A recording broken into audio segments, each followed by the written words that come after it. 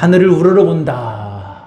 이런 의미는 그냥 하늘만 쳐다본다는 의미보다는 하늘을 바라보며 하나님을 생각한다는 의미가 있습니다. 그렇게 하나님 앞에서 자기의 모든 것을 내려놓고 하늘을 우러러본 왕의 이야기가 등장합니다. 바벨론의 왕 느부갓네살이라는 왕의 이야기입니다. 우리가 바벨론 하면 성경에서 요한계시록도 마찬가지입니다.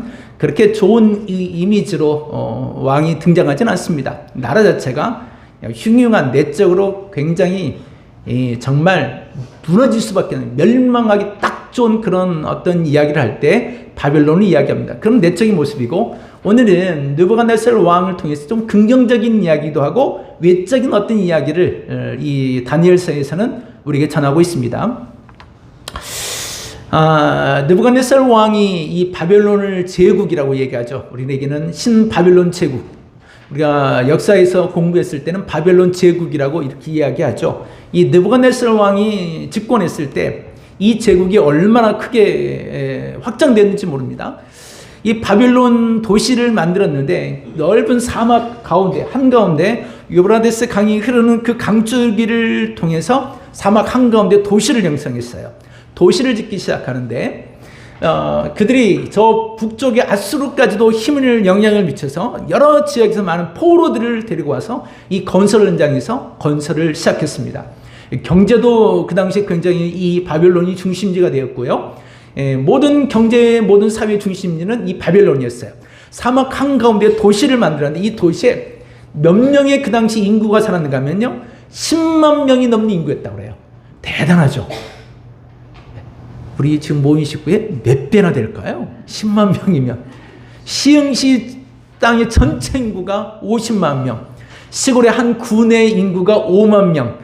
그런다면 10만 명이 한 도시에 모여 있다는 것은 굉장한 거대한 도시를 형성하는 것입니다.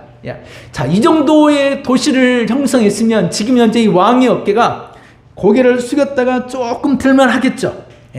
고개를 숙이고 딱 들만 하고 어깨를 살짝 펼만 할 것입니다. 여기서 그치지 않았어요. 이 도시에 마치 몇 년 전에 빈살만이 와서 우리에게 네옴시티를 만들겠다 한 적이 있죠. 상상도 하지 못할 어떤 이 계획도를 제시한 적이 있었습니다. 말도 되지 않는 것. 그런데 바빌론이 그렇게 만들었어요. 그렇게 제국을 형성했거든요.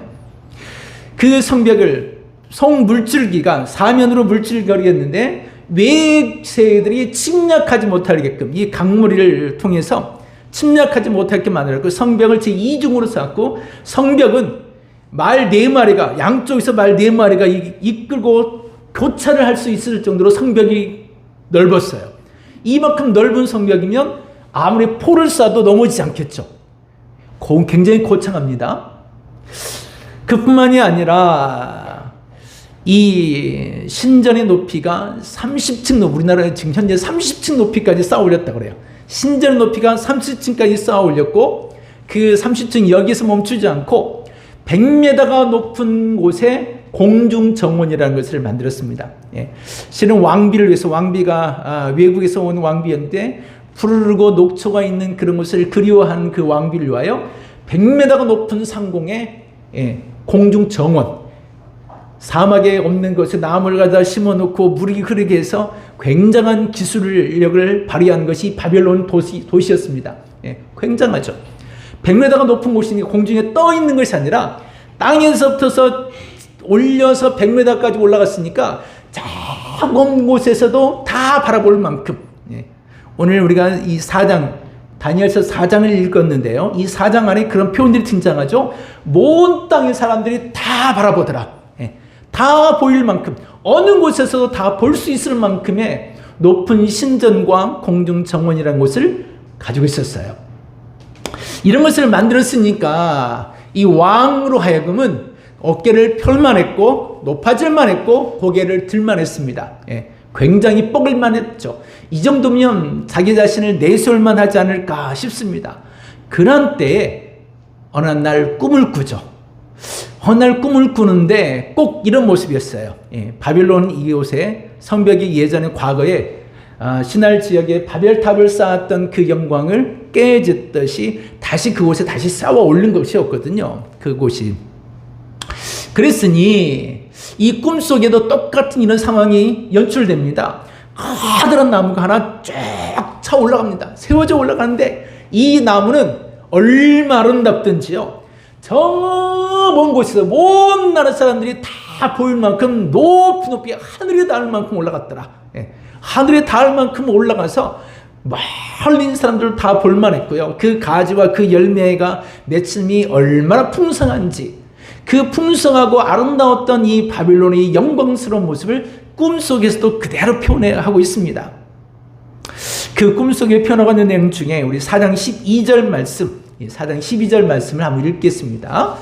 그 잎사귀는 아름답고 그 열매는 많아서 만민의 먹을 것이 될 만하고 들짐승이 그 그늘에 있으며 공중에 나는 새는 그 가지에 깃들이고 육체를 가진 모든 것이 거기에 먹을 것을 얻더라. 굉장하죠. 이 대단함이 어떻게 이제 꿈이 바뀌는가 하면 14절 말씀, 14절 말씀이 이렇게 이야기합니다. 시작. 그가 소리질러 이처럼 이르기를 그 나무를 베고 그 가지를 자르고 그 잎사귀를 털고 그 열매를 해치고 짐승들을 그 아래에서 떠나게 하고 새들을 그 가지에서 쫓아내라. 12절과 14절 말씀은 완전히 상반된 이야기죠. 완전히 상반된 이야기입니다. 12절에는 바벨론의 영광스러움을 갖가지 다 표현했어요. 이 바벨론 도시의 모습을 이 왕 느부갓네살의 꿈속에 본 그대로 표현해냈거든요. 하늘에 닿을 만큼 그 위세가 온 세상에 다 펼쳐졌으니까. 이 바벨론의 그 영광스러움이 저 서쪽에 있는 예루살렘까지 다 섞어나오고 그 유다 땅까지 무너뜨리고 그들까지 포로로 데리고 왔을 정도였으니까 굉장했습니다. 지중해에 나갈 확보까지, 교두보까지 확보했던 나라가 바로 이 바벨론이었거든요. 이 거대한 이 왕국, 그런데 이 위대한 나무가 하염없이 초라해지고 밑동만 남을 만큼 다 사라져버리는 이런 상황이 되었다.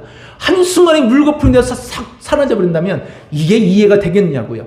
그 거대한 도시가 진짜 지금 그렇게 됐습니다. 고대 이렇게 문학자들이 고대사들에서 그 흙덩어리를 발견해냈죠. 그리고 흙덩어리를 발견해서 이때 진짜 이 도시를 유물을 발견하기 시작했는데 정말 거창한 바벨론 도시였다는 것을 유물을 통해서 지금 나오고 있습니다. 지금 흙덩이로 다 덮여져 버렸죠. 진짜 성경대로 그릇터기만 뼈대만 정말 남을 만큼 그런 도시가 되고 말았어요. 바벨론은 멸망이 된 이야기를 요한계시록에 전하는 이유가 있겠죠. 그런데 이 꿈을 다니엘이 해석합니다. 벨드사살이라 말하는 이 다니엘. 사실 우리가 읽은 이 다니엘서의 주인공이기도 하죠.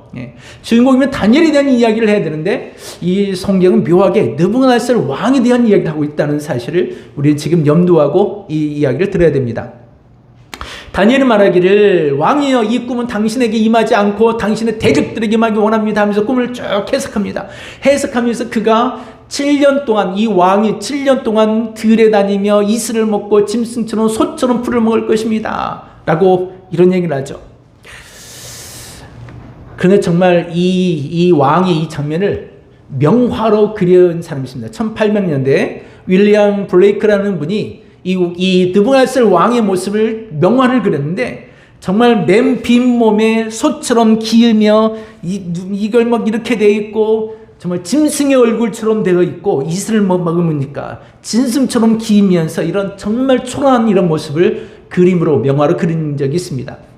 그만큼 굉장히 초라해져 버렸다라는 이야기죠. 그 7년의 세월은 이렇게 형용할 수 없을 만큼 정말 초라한 느부갓네살 왕의 이야기를 이 사장을 통해서 전하고 있는 것입니다.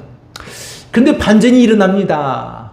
어떻게 반전이 나는가 하면 이 왕이 이 7년의 세월을 지난 동안에 정말 가슴 속에서 서러웠던 그런 모든 마음을 들고 그가 하늘을 우러러보며 라는 등장이에요. 내가 이 모든 상황에 낮아지고 비참하지 있는 모든 상황에서 내가 고개를 들어 하늘을 우러러보았더니 그때 본 이후로부터 내 명찰이 옛 과거의 명찰이 내게로 다시 돌아왔고 하늘을 우러러보는 그때에 내 고관과 관료들이 나를 찾아왔고 나에게 다시 찾아와서 나에게 다시 지혜를 주어서 다시 왕국으로 돌아갈 길이 열렸다라고 말하죠. 예. 이게 우리가 읽은 본문 4장 마지막 구절의 이야기입니다. 마지막 구절에 등장하는 이런 내용들이죠. 이런 왕이 되었다, 다시 되었다라는 이야기인데, 그가 7년의 세월 동안 정말 비참하게 무너졌을 때 그가 그 발 아래 모든 세계를 그의 발 아래 엎드리게 만들었잖아요. 모든 세상이 자기의 왕국이었습니다. 내 것이었죠. 근데 이런 모든 것이 다 한순간에 무너지고 비참하게 떨어진다. 이걸 한순간에 인정할 수 있을까요? 가끔 우리 살다 보면 많은 분들이 그런 이야기 하십니다. 뭐 60평 정원에 살다가 내가 17평으로 이사 가니까 뭐 다 버리고 내가 정말 쪼그라든 느낌. 예. 인정하고 싶지 않을 거 아니겠습니까? 60평 정원에 살던 사람이 13평에 와서 앉아있으면 이건 아니야, 이건 아니라고 생각해, 이건 아닌 것 같아. 이게 인정할 때, 13평을 인정할 때까지 얼마나 시간이 걸릴까요? 예. 오래 걸립니다. 회복해도 걸립니다. 예. 10년, 20년 지나도 그 얘기를 하잖아요. 내가 그것 때문에, 그 사람들 때문에, 그게 누구 때문에. 예. 회복이 쉽지 않은 거예요. 이 느부갓네살 왕도 역시 마찬가지였습니다. 이 회복하기 쉽지 않았어요. 자기의 비참함을 깨달을 때까지, 비참함을 깨닫고 깨달으면서 정말 인정하고 싶지만 그 하나님을 인정할 때까지, 내가 하늘을 우러러보며 그 하나님을 인정할 때까지, 하나님이 세우신 한 나라를 인정할 때까지, 그 이야기들은 이 다니엘서에 자주 등장합니다. 느부갓네살을 통해 와서 나중에 12장까지 가는 동안에도 자주 등장해요. 하나님이 세우신 그 한 나라, 내가 지금 세운 이 바벨론이 이 왕국이 아닌, 이 세상에 당당하고 힘있는 왕국이 아닌 그분의 나라, 하나님의 나라가 진짜의 나라구나, 진짜 그것이 완전한 나라구나 인정할 때까지 그가 7년의 세월이 걸렸다는 이야기죠. 그 많은 세월 동안 그가 인정하고 싶지 않지만 그 하나님을 그의 마음속에 정말 하나님을 믿겠다는 그 고백을 받아들이게 됩니다. 세상에 있는 모든 왕들은 하나님이 세우는 자들이죠. 우리가 생각할 때 좋은 왕이 있고 좋지 않은 왕이 있을 수 있습니다. 좋은 대통령이 있을 수 있고 정말 악한 대통령이 될 수 있습니다. 어떻게 하나님이 북한의 김정은 같은 사람을 그렇게 세워둘 수 있을까? 어떻게 왕이 저럴 수 있어? 어떻게? 아니, 그건 우리 생각이지. 하나님은 악한 자를 들어서라도 일하시잖아요. 바로 왕을 들어서라도 일하신 분이셨어요. 하나님이 더욱더 높아졌죠. 그 악한 사람 때문에. 악하고 독한 연기하는 사람 때문에 주인공이 돋보이는 거 아니겠습니까? 악한 사람은 욕먹기에 딱 좋은 사람이고, 주인공은 막 안쓰러워하기에 딱 좋은 사람이고, 그런 것처럼 이 세상의 모든 권력자들도 마찬가지입니다. 빌라도를 향한 예수님께서 하나님이 너에게 권세를 주지 않았다면, 그 권력을 주지 않았다면 내가 그 자리를 유지하지 못했을 것이다 라고 말을 하죠.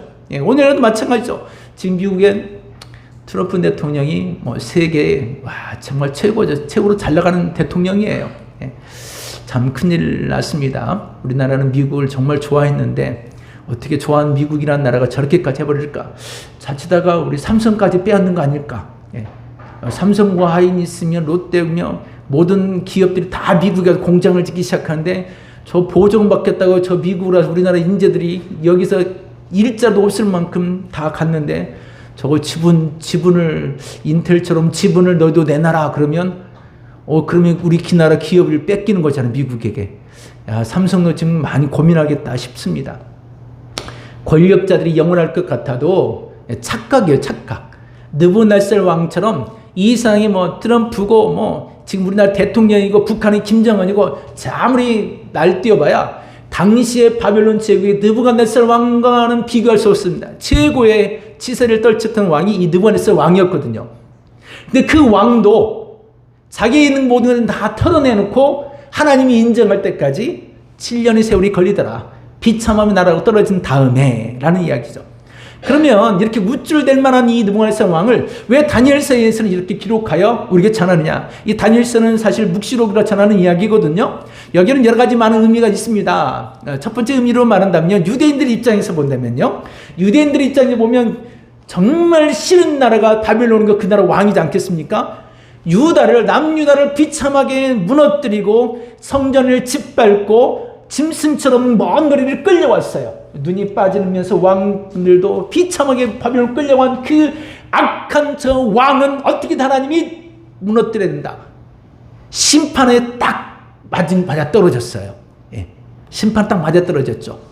그러니 유대인들 입장에 봤을 때는, 묵시로서 입장 봤을 때는 저 왕이 무너지고 심판받는 것이 당연한 것, 예.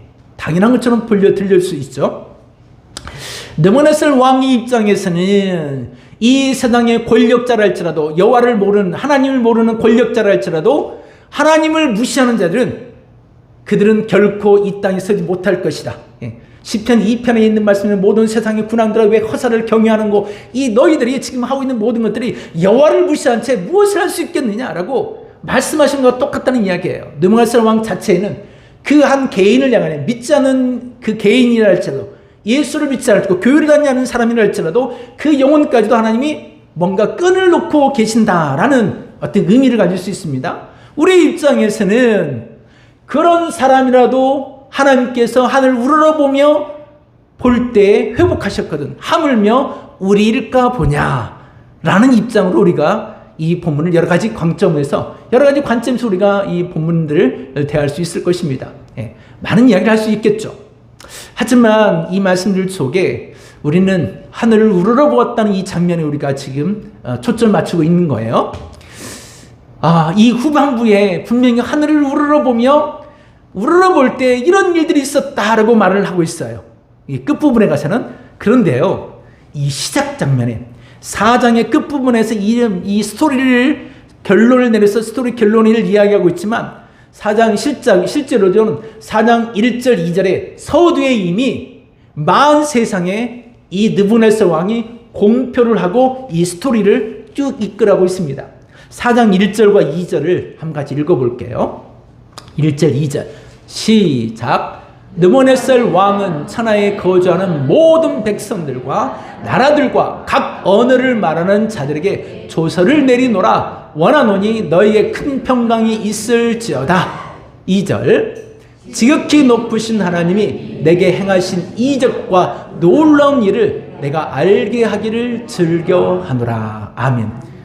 여호와를 알지 못했던 왕이 내가 7년의 세월 동안 지나면서 하늘을 우러러보며 만난 그 하나님, 이제는 세계 모든 열국과 모든 백성들이 그분을 알기 원한다.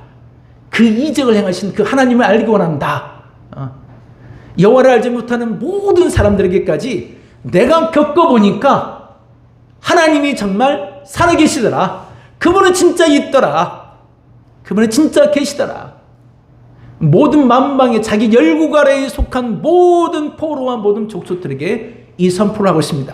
모든 신들에게, 즉 이 바벨론은 굉장히 많은 신들이 있었습니다. 다양한 신들이 있을 수밖에 없었겠죠. 나라 자체에도 신들이 있었지만 여러 포로들에 의해서 끌려온 모든 그들도 신들이 있었지 않겠습니까? 근데 그 모든 자들에게, 모든 세계 그 어떤 신들보다 으뜸이신 유일하신 하나님에 대한 이야기를 내가 공표한다. 내가 확신내어 단연할 수 있다.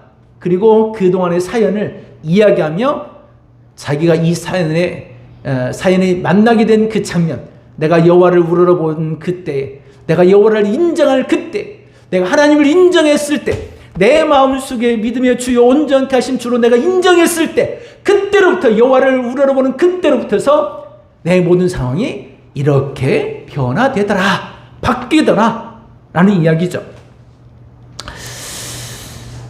자기의 비참한 이야기를 하고 있지만 사실은 하나님이 그에게도 여호와를 만날 기회를 참 많이 주셨어요. 다니엘 1장, 다니엘서 2장, 다니엘서 3장. 여기는 지금 느부갓네살 왕이 두 번째 꿈에 대한 이야기를 4장이 있지만 실상 그 이전에도 꿈이 한 번 더 있었습니다. 그런데 1장, 2장, 3장에 무슨 장면이 등장하는가 하면 다니엘과 세 친구들의 이야기, 음식을 먹는 장면인 이야기고 나오고, 바로 3장, 직전 3장에는 다니엘과 다니엘 세 친구들이 풀무불 속에 던져졌는데 분명히 세 사람이 불 속에 던졌는데 네 사람이 있더라. 그러면 그 사람도 나오라 했는데 나오지 않는 거였죠. 예. 진짜 살아계신 하나님이라고 이 세 친구들이 그렇게 왕에까지 고백했음에도 불구하고 인정하지 않았어요. 이게 3장의 이야기예요. 여호와 하나님이 살아계신다는 것을 세 친구들과 푸른 불 속에서 모든 사람들이 다 보았습니다. 왕도 보았어요. 아, 저 사람들에게는 하나님이 함께하고 있구나. 저 사람들에게는 진짜 예수님이 살아계시는구나. 저들과 함께 하나님이 함께하구나. 그래, 하나님이 살아계셔. 천국이라는 거 있어. 왕인 느부갓네살 왕도 인정했어요. 근데 믿지를 않았어요. 그게 바로 직전 3장의 이야기고, 4장에서 그래, 그러면 하나님이 너 그러면 나를 인정해 라고 마치 말하고 있는 것 같은 장면이에요. 그러면 내가 너를 7년 동안 한번 내버려 볼게. 왕의 권세 내가 뺏어 볼게. 그럼 너는 어떻게 되나 보자. 마치 그런 장면이에요. 이 세상의 권력과 권세를 다 가지고서 누린다 할지라도, 잘난 척 한다 할지라도, 하나님이 만일 그것을 한번 살짝 어긋맞게 만들거나 물질에 한번 살짝 꼬이게 한다거나 우리의 건강을 살짝 한번 툭 친다든지 그러면 우리 꼼짝 못해요. 진짜 우리는 꼼짝 못합니다. 천부의 의지 없어서. 딱 이 장면입니다. 느부갓네살 왕이 3장의 그런 장면 속에서도 여호와를 인정하지 않자 4장에서 하나님이 꺾어뜨리십니다. 그러자 이 4장에서 내가 그 하나님을 인정합니다 라고 느부갓네살 왕이 고백하고 있는 거예요. 그러면 이 세상에 믿지 않는 모든 자들이, 자기 잘난 척하는 세상에 많은 사람들, 내가 하나님을 믿고 내가 교회에 다니는 사람인 걸 내가 잘 안다면 내 가족 중에 누구도 예수를 믿을 것 같은데, 내가 이런 기적을 보았음에도 교회를 다니지 않아, 예수를 믿지 않아, 인정하지 않아, 천국을 믿지 않아, 믿잖아요 그런 사람들. 그런 하나님은 그들에게까지도 복음을 전하라고 말씀하시죠. 그 기회를 버리는 자는 버린 것만큼 하나님께서 심판하실 거죠. 에레미야의 이야기이기도 합니다. 그리고 선지들의 이야기이기도 합니다. 들어먹지도 않고 듣지도 않는 이들에게도 끊임없이 그냥 가서 전하라고 말하죠. 그들에게 주님은 기회를 주고 계시는 거예요. 이 세상 지금 당장 지구 온난화 난리잖아요. 한순간에 무너질 수 있습니다. 하나님 근데 막고 있는 거죠. 아니요, 조금만 기다려봐. 아직은 아니야. 조금만 기다려봐. 진도 일으키고 하면서도 아니야, 아직은 아니야. 조금만 기다려봐. 아마 우리는 그런 믿음이 있습니다. 내가 죽을 때까지 지구는 멸망하지 않을 것이라는 믿음. 여러분 진짜 대단한 믿음을 가지고 살지 않나요? 저도 그런 믿음이 있어요. 내가 죽을 때까지 주님이 재림하지는 않을 것이다. 그건 진짜 믿음은 아니죠. 주님은 오늘 올지 내일 올지 모르지만, 그렇지만 묘한 그런 믿음, 옳지는 않지만 묘한 그런 믿음은 있어요. 우리는 그런 믿음을 가지고 살죠. 근데 허다한 많은 그런 사람들, 그들에게 우리는 기회를 제공하라는 이야기예요. 주 예수를 믿는 믿음의 기회. 푸른 불 속의 그 친구들처럼 느부갓네살 왕, 그 교만한 왕이라 할지라도 하나님께로 돌아올 기회를 제공해 주라는 이야기죠. 끊임없이 그들에게 전하라는 이야기입니다. 그게 우리가 해야 될 일이죠. 이 세상에 있는 모든 사람들이 그래도 하나님께로 돌아오기를, 그래도 예수를 믿기를 바라는 마음으로 전하는 것, 그게 우리의 일입니다. 지난주 방송을 들으면서 어느 목사님 이야기를 들으면서 웃음이 난 적이 있습니다. 어느 목사님이 자기 아들이 과자를 먹고 싶어 해서 슈퍼에 가서 과자를 고르게 하고, 고르고 난 것을 돈을 주고 과자를 사가지고 왔어요. 과자를 사가지고 와서 이 아이가 자기가 먹겠다고 하는데 이게 과자를 열지를 못하니까, 왜? 안 돼? 그러니까 아빠한테 주면서 아빠 열어줘. 그래서 아빠가 힘있게 짠! 하고 열어줬어요. 아이가 너무 좋아서 이렇게 과자를 먹습니다. 과자를 먹고 있는 아들에게, 야, 나한테 하나만 줘. 그랬더니 이 아들 이렇게 아버지를 쳐다보면서 1번 기분 좋게 웃으며 주었다. 2번 눈치만 보고 줄까 말까 고민하고 있었다. 3번 과자를 뒤로 감췄다. 몇 번일까요? 3번. 어떻게 알아요? 오늘은 좀 긴 게 답이 아니라 오늘은 짧은 게 답이었어요. 짧든지 길든지 그게 정답이라고 얘기했죠. 이 아이가 과자를 뒤로 딱 쳐다보니 과자를 뒤로 딱 감추더래요. 그 모습에 아버지가 굉장히 화가 나서, 아니 내 돈을 들였어. 내가 가서 사줬어. 내가 먹지 못한 거 내가 까서 줬어. 먹는 거 내가 보면서 내가 줬어. 그런데 그거 하나를 나한테 안 준다고? 굉장히 기분이 나쁘더래요. 그게 다 누구 거예요? 다 내 건데. 내가 내 것을 가지고 내가 줬는데, 그리고 너는 내 아들인데, 너는 내가 낳은 내가 아들인데 어떻게 나한테 이럴 수 있어? 기분이 확 상승 오르는 그 순간 무슨 생각이 드는가 하면 머리를 땅 때리면서 하나님이 너는 어떻니? 그러시다는 거예요. 너는 어때? 내가 너한테 교회를 주었어. 내가 너한테 가족을 주었어. 내가 너한테 이것을 주었어. 다 내 거잖아. 다 내 거잖아. 그런데 알고 보면 다 하나님의 것인데 내 것인 양 살더라라는 것입니다. 여러분의 땅도, 여러분의 집도, 여러분의 가정도, 여러분의 건강도 다 누구의 것? 하나님의 것죠. 하나님이 주셔서 베풀어 주셔서 넓은 초원을 이래서 그래 그거 해먹고 살아. 그거 이렇게 살아가. 네 인생 이렇게 살아. 이거 주신 거잖아요. 근데 그것을 내 것인 양 우쭐대더라 라는 것입니다. 예. 너무 그러지 마십시오. 느부갓네살 왕처럼 한번 꺾이면 비참합니다. 예. 7년까지 가는 것은 싫죠. 오죽하면 다윗도 3일만요 하나님이라고 했을까요? 3일만요 하나님 3일만. 7년 너무 깁니다. 3일만 아프고 살게 해주세요. 마치 다윗도 그런 고백을 하죠. 우리의 마음이 우리의 모습들이에요. 하나님이 주신 것으로 주를 위하여 쓰임받다가 가야 합니다. 우리 인생은 주를 우러러볼 때 이 느부갓네살 왕이 이 모든 것을 회복하였더라. 내 것이라고 여겼던 바벨론, 다 내 것 여겼던 것을 그가 하나님을 바라보면서 이 모든 걸 내려놨어요. 아, 하나님, 이 모든 것이 하나님의 것입니다. 당신이 세운 나라가 제일 귀중한 나라입니다. 내가 세운 이 나라는 별것 아닙니다. 흙으로 덮으면 다 사라져버릴 나라입니다. 그 위대한 것들도 아무것도 아니라고 그가 고백하고 하나님 앞에 인정합니다. 그렇게 했을 때 그가 다시 왕의 자리에 오르게 되었다라는 이야기예요. 왕의 자리에 오르게 되었더라. 그리고 그때 가서야 그가 하나님 앞에 감사와 찬송을 올려드립니다.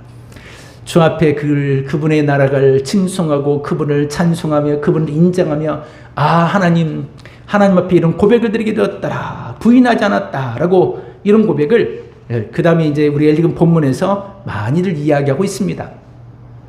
정말 우리가 하늘을 우러러 보면요. 이 가을날에 하늘을 우러러 보면 하늘이 굉장히 높습니다.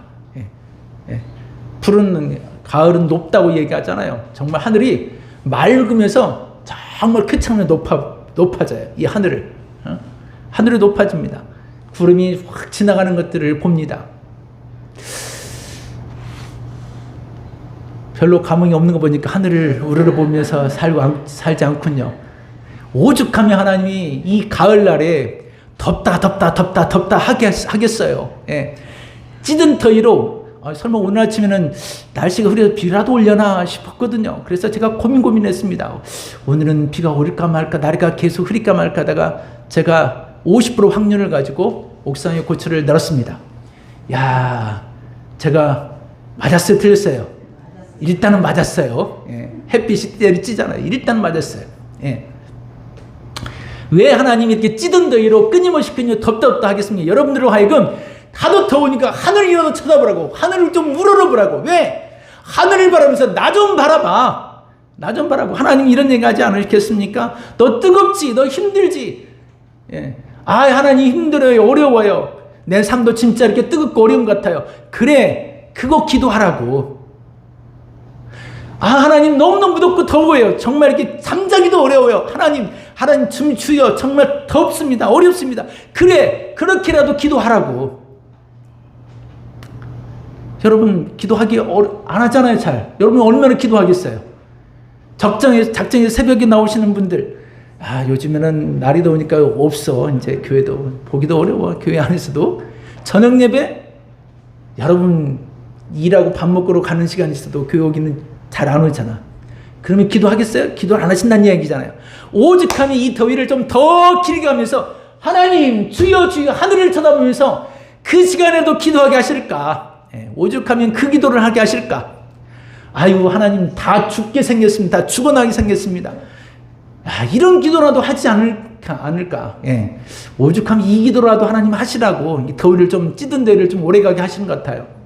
하늘을 우러러보며 하나님을 생각하며. 근데 그렇게 바라보면요, 그래서 우리가 회복이 시작하는 거예요.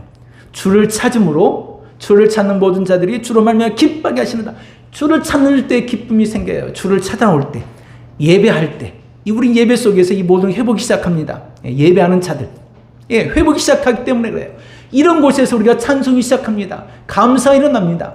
그냥 내 삶에 찌든 이 땅을 보면 감사할 일이 없지만 영화를 바라보면서 우리가 감사함이 생기고 찬송이 생기는 거잖아요. 주여 감사합니다. 주님 이렇게 하겠습니다. 하나님 앞에 이런 믿음의 삶을 살겠습니다. 내가 다시 내가 회복을 시작하고 하나님을 찾게 되고 주 앞에 찬송이 생깁니다. 그러면서 내가 너무 심했나? 그러면서 열심히 가요를 부르고 뽕짜를 부르다가 하나님 이거 좀 내가 너무 심한 것 같습니다. 그러면서 찬송을 해도 하나님의 은혜로 라고 한 번쯤은 부르지 않겠어요? 그러는 거 아니겠냐고요. 여호와를 찾는 거죠. 회복이 시작하면 주를 찬송하기 시작합니다. 그래서 성경 여러 많은 구절마다 여호와를 우러러본다. 다윗이 수없이 많은 고백을 들으며 하나님 우러러며 하나님을 찬양하며 주님 앞에 고백한다는 고백이 정말 많은 구절 속에 등장합니다. 그 많은 구절들 속에 우리가 정말 많이 읽고 있는 구절 한 구절이 있습니다. 시편 121편 1절과 2절 같이 읽겠습니다. 시작. 내가 산을 향하여 눈을 들리라. 나의 도움이 어디서 올까? 나의 도움은 천지를 지으신 여호와께로서로다. 아멘. 눈을 들어 하늘을 보라. 너의 도움이 진짜 어디서 오냐? 하나님이 주시잖아. 여호와를 알지 못하는 느부갓네살 왕이라도, 이런 사람이라도 여호와를 찾을 때 회복이 시작됐거든. 하물며 너희일까 보냐. 그래서 우리는 이 찬송의 고백을 하늘을 우러러보며 이 찬송을 같이 한번 부르려 합니다. 사방이 가로막혀 절망하나요.